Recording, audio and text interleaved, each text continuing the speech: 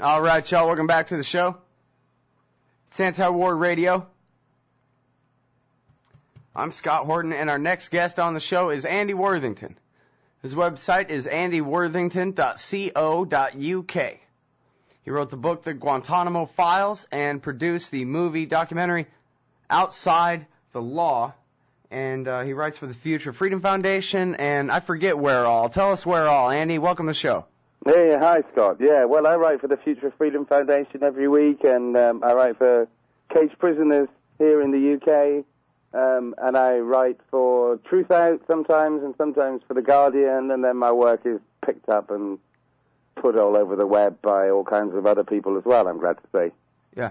I'm trying to remember if we have a separate archive for you at antiwar.com or if we just link to the FFF instead, that kind of thing. There is one, but yeah, there isn't an antiwar.one. But quite often, I mean, I know that quite often the site is linking to the Future Freedom Foundation articles I write. Yeah. Which is great. Yeah, right on. Well, so that's where you can find what Andy Worthington writes. That's really the purpose of the show, Andy, as you might have figured out, is telling people what and where to go read if they want, you know? Yeah. If they want to find out more, that's a good thing to do. All right, so now tell me about your recent work about the secret CIA torture prison in Poland. Well, yeah, I mean, I've just been over there for a week. One of my friends and supporters organized this tour of 5 towns and cities in Warsaw with a subtitled version of the film Outside the Law, Stories from Guantanamo, which was, you know, a fantastic thing to do, really. And I went out there with Merzan Beg, former Guantanamo prisoner and the director of caged prisoners. He was there for a couple of days. I was there for the whole week, trying to do the usual thing that I've been doing for all these years, which is just to educate people about the truth about Guantanamo, that it, you know, wasn't full of the worst of the worst. It was actually some kind of abominable experiment that involved mainly holding people who were rounded up in a pretty random manner.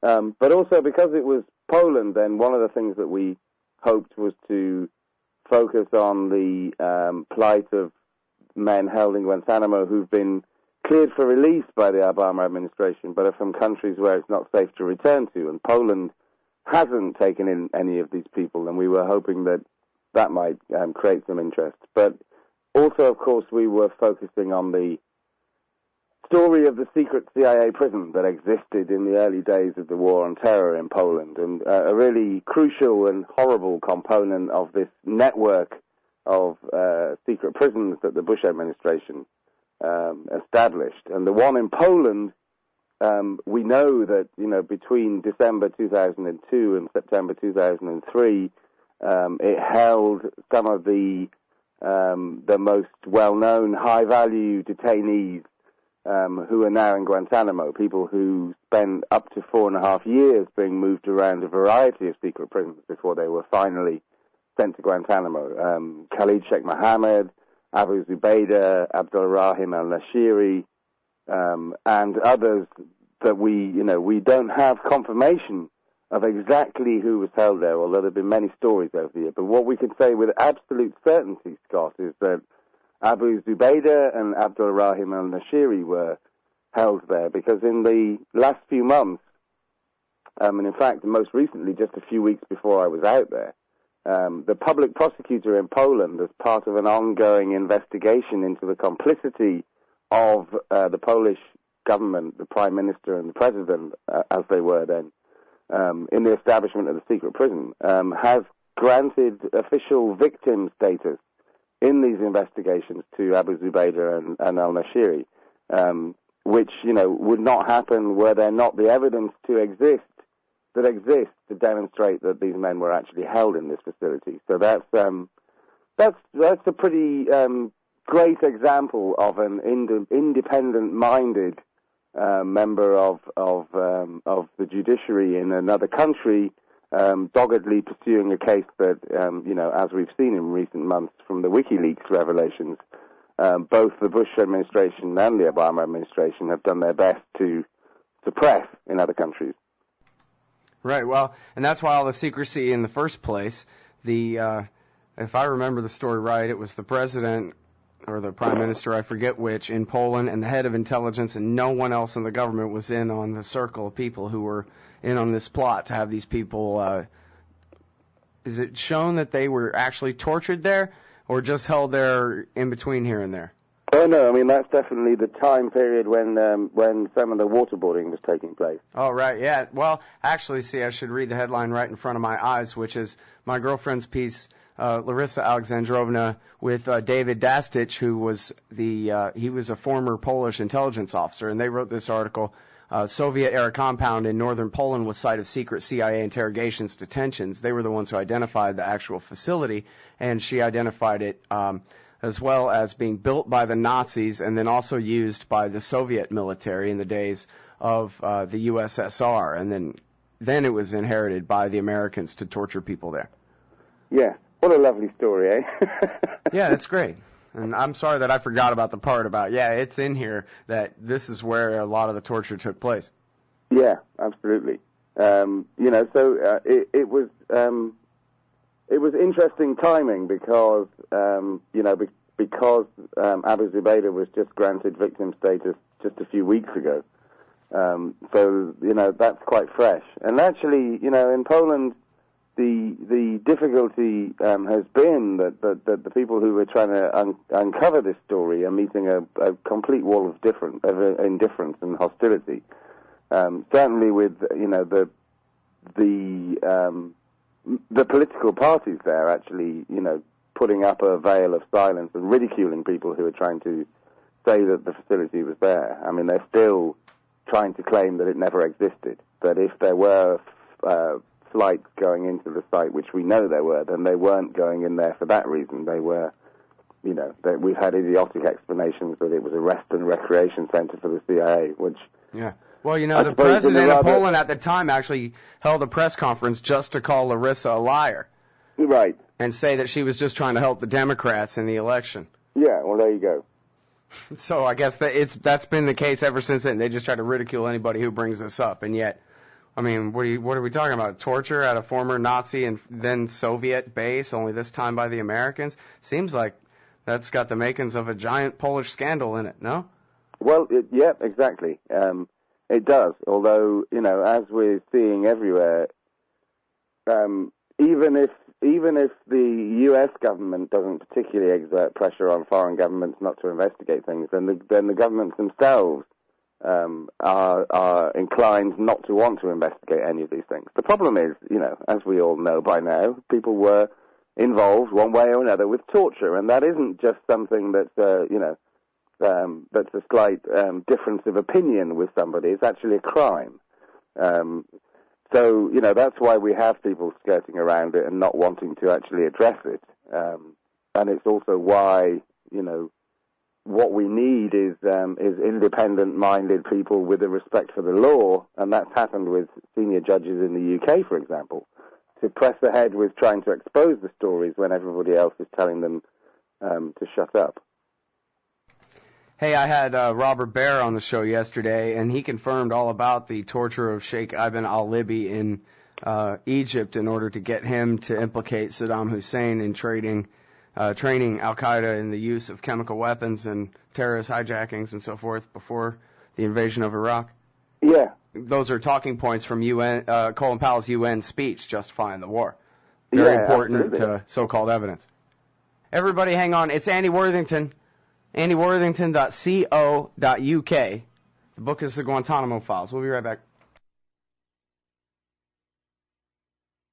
All right, y'all, welcome back to the show. It's Anti-War Radio. Talking with Andy Worthington. AndyWorthington.co.uk is the website. Also, truthoutfff.org, etc. like that.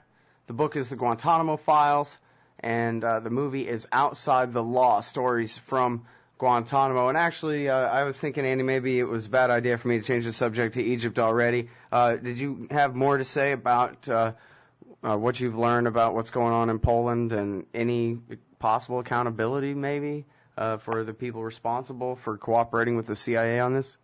Well, I don't know how it's going to go. There will obviously be attempts to shut down this investigation, as happened in Lithuania recently.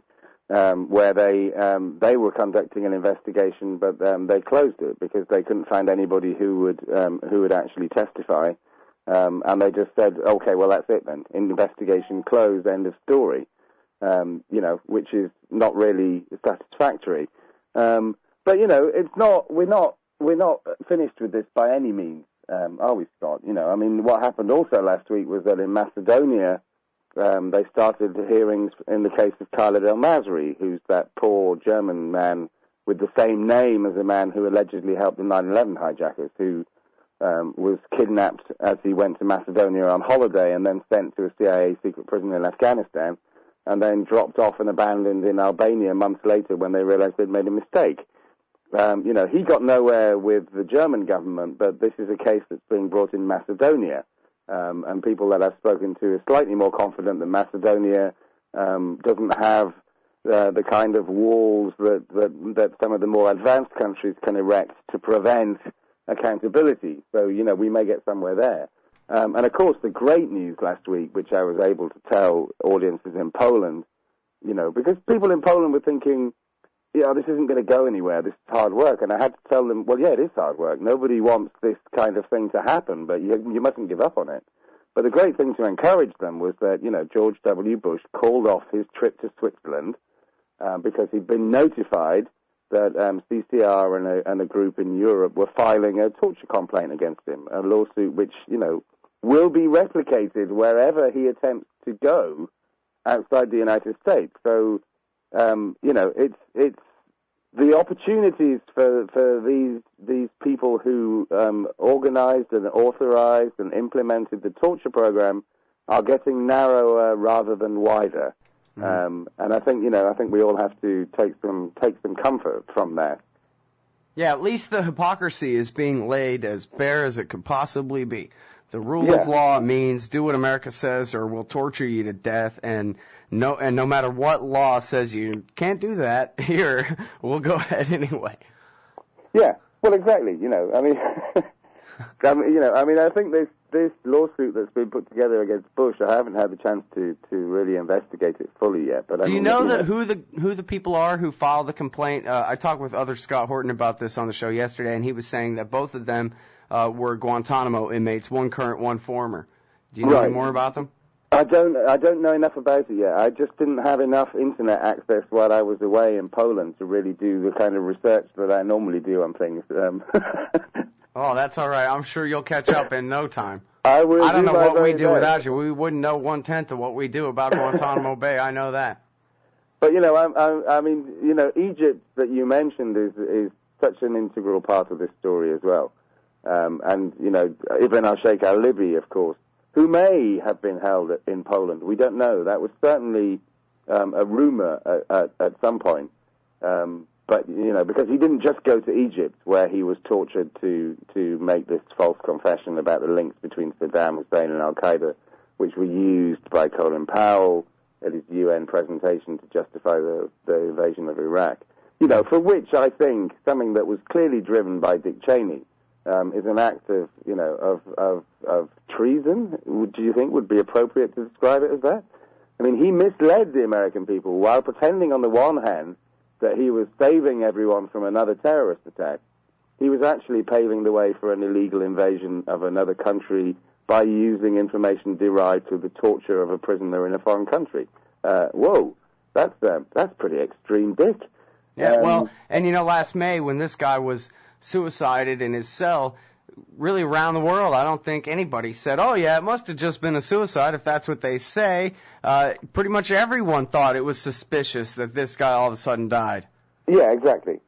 In a Libyan prison where he was finally returned to, yeah. And how convenient it was for everybody, for the Americans, for the Libyans, and for the Egyptians, frankly, because, they'd been slightly humiliated that such a lie had been exposed. Mm. But what's happening in Egypt? I mean, we haven't had inside information involving names of people involved in the torture of Ibn al-Sheikh al-Libi, as far as I know. But Omar Suleiman, the Egyptian number 2, the man that Mubarak, wants to groom to be the successor to him, who has the support of Western governments, the strong man of the Egyptian intelligence services. We know that he was personally involved in the torture of an innocent man who was sent to Guantanamo subsequently and released, Mamdouh Habib, the Egyptian. A man whose peripheral knowledge of people involved in terrorism was what got him sent to Egypt in the first place, where they tortured a pack of lives out of him as well. And, the Egypt of Mubarak and Omar Suleiman is almost like the dark emotional heart of the U.S. torture program. They learn all their stuff from people like the Egyptians and their torture chambers. They copied these techniques in the first place. When they were too squeamish to do the torture themselves in the early days, they sent people to these countries so they could do it for them. It's absolutely disgusting to be hearing the kind of political discussions about the niceties of political power changing hands in a smooth and effective manner and all this rubbish when the US and other Western countries have been backing up these torturers for all these years. Yeah, it's just sad, Think of what fun it would have been if Barack Obama was anything like his sales pitch that he told all the people who voted for him, that there was really going to be a rule of law and even, possibly applying to these people. He would have been a really great president if only he just put Bush and Cheney in the dock. He'd have my support, Right, exactly. Yeah. Well, I think we're living with the problems of what happens if you don't do that. Which is not only does it lead to a situation where you gradually get weaker and weaker against people who decide that they're going to uphold and celebrate the kind of monstrous stuff that was introduced by Bush and Cheney, because nobody's actually held anybody accountable in the United States. So any idiot who gets into Congress can stand up and start going on about how great torture is and how useful it is and how necessary and how when you capture a terrorist suspect they should be sent to Guantanamo and waterboarded and all of this stuff, because it's never been challenged. But again, that's the good thing about seeing stuff that that is happening elsewhere in the world, of people saying, well, actually, you may not be able to sort it out there, but we're not letting the former president of the United States come to our country because he's a war criminal. I don't see how it can really go on forever, Scott.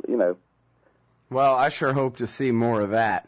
Yeah. Yeah. The other Scott Horton was saying, Henry Kissinger has the State Department negotiate diplomatic immunity for him so that he can travel even in his private capacity, and that Bush and the rest of these torture, cabinet members, the leaders and their lawyers and all these people, eventually it's going to be like that, especially as the empire falls apart, as we're seeing in Egypt, as a result of all the torture that goes on in these countries at our own government's behest. It seems like the ability of America to just flex muscles and say, well, you wouldn't dare indict one of our political leaders or something. We're not going to have that kind of stature anymore coming here real soon. Well, I hope so. I mean, it certainly looks like it. But I mean, I think that at a certain level, and again, it comes down to the independence of people that are involved in the law, and because those people exist in other countries. I mean, the thing with the lawsuit against the Bush lawyers in Spain, for example, which Obama did his best to snuff out, right? But which is actually still ongoing, is that I know that part of that involved the judge in Spain being briefed, by the guy here in the UK who wrote Torture Team, which essentially. Is a non-fiction book, a best-selling non-fiction book that actually presents the case for the prosecution. And, that was presented to an independent prosecuting judge in Spain who recognized it for what it was.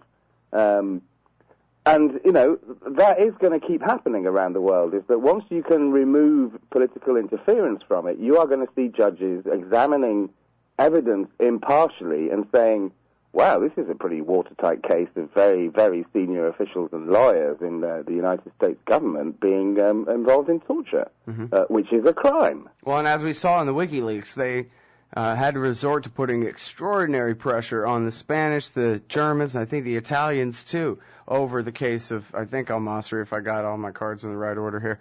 Not that I have cards, but it took a lot of influence to prevent those cases from going forward, those investigations from going forward in all those countries, and that's the influence we're running out of here. Well, they failed in Italy because the judges went ahead in Italy in the Abu Omar case, and they sentenced the CIA agents and a U.S. military figure. They're not going to go to jail for it because the U.S. won't extradite them, but that was an actual judicial sentence. And I think what happened recently was that the U.S. asked him to review it, and he increased the sentences, which I thought was quite funny. Oh, that is funny. I hadn't heard that one. All right. Well, hell, as long as I'm keeping you over time here, tell me this, Andy. Is anything going on in terms of accountability for the secret prison in Romania? And how much is known about that? Have they identified the building the way the Polish secret prison has been identified? Well, I've been meaning to have another look into that one, Scott, because we don't hear about it, and I think we don't hear about it because they've denied that from the top. From the very beginning, and they don't seem to have cracked on it. Now, I may have been missing something that's happened recently, but that's certainly the impression that I get. I think with Lithuania, for example, where the investigation has now officially been terminated, the illusion that creates is we're losing one by one in places. But so long as parts of this story stay alive, it isn't going to go away, and the fact that it kind of spreads as well. I think that the number of different chinks there are in the armor increase as time goes on. Bush's book being such a great example, and so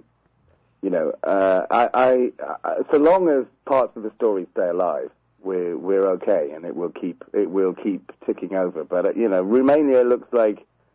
They've just decided to clamp down on the whole thing, which is idiotic. I mean, the flight logs that exist, clearly demonstrate flights going there, clearly demonstrate flights going from Poland to Romania.